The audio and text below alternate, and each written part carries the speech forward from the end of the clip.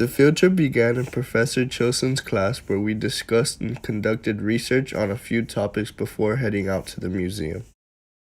Professor Chilson asked us to research the stock market crash of 2008 and Jamie Dimon. We were given about 5 minutes for each topic and were asked to write down notes and bullet points on these topics.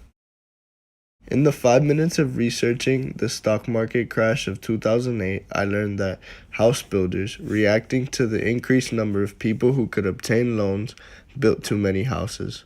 House pricing went up, lots of people lost jobs, lots of people lost their homes, and interest rates rose.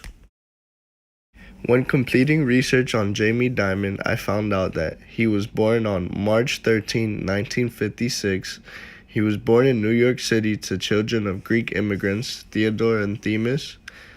He is an American business executive, and he is the chairman and CEO of J.P. Morgan Chase.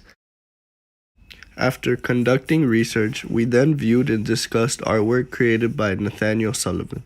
Sullivan's artwork was influenced by the stock market crash of 2008 and Jamie Dimon. Sullivan used different methods of creating art, such as creating letters, taking photographs, and creating drawings. After viewing and discussing Sullivan's artwork, the entire class walked together to the museum. We sat down and watched part of a documentary called Jamie Dimon Before the Nation Went Bankrupt by Nathaniel Sullivan. The documentary retells the story of the 2008 financial crisis through the love letters of J.P. Morgan Chase CEO Jamie Dimon. After viewing part of the documentary, we then got up and got to explore the artworks in the museum. I walked around and I looked at each piece of artwork and tried to analyze the message each one was trying to convey. I talked to some of my peers about the artwork and asked them what they thought some of these artworks meant.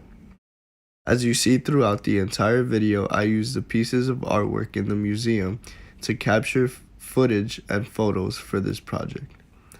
Overall, I had a fun time putting this together, learning about the stock market crash of 2008 and viewing the many different works of art that were in the museum.